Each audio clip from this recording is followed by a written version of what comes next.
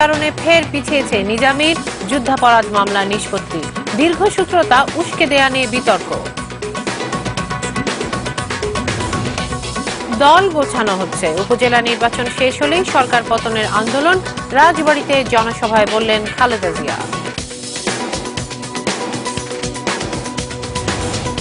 সমুদ্র সীমা মামলায় ভারতের বিপক্ষেও জেতার আশাবাদ প্রধানমন্ত্রীর।